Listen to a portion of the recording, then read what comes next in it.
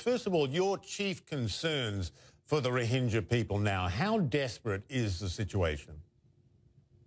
Well, we're not on the ground and haven't been able to access most of these people, but we've heard reports about the violence that's affecting civilians, and we're calling for calm and for these civilians to be protected amid the security operation. We believe that because some supplies have been cut off, that people could be in desperate need of shelter, of medical care, and of food. In addition to those fleeing across the border to Bangladesh, what are you hearing about those claims of abuses? What are your people being told? We've heard reports about villages and homes being burned and people having to flee their homes. We're concerned about these reports, and we're very we have appealed for urgent access so that we can assess their needs and meet their needs as soon as possible. And this, you mentioned this a couple of times, and it's one of the most important aspects of this. There is a lack of access for groups like yours, right? I mean, you're not being allowed to go there and help these people.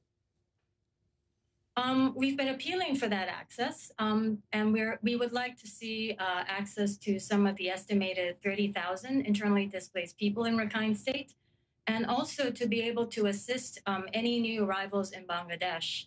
We've also called on Bangladesh to please keep its borders open to people fleeing violence, and we're ready to assist both governments with these humanitarian needs. What are your concerns about the border? There have been calls on Bangladesh to close its borders. There are efforts to send a lot of these Rohingyas back. Some are getting through, but by no means all who want to flee there.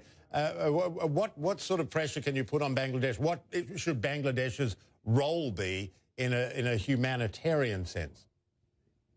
Well, the Rohingya are really caught in a hard place. I mean, they're fleeing their homes, and yet there are reports that they're being prevented from entering Bangladesh. So we're calling on the Bangladesh government to please continue its tradition of hosting refugees and to accept these current people fleeing persecution and violence.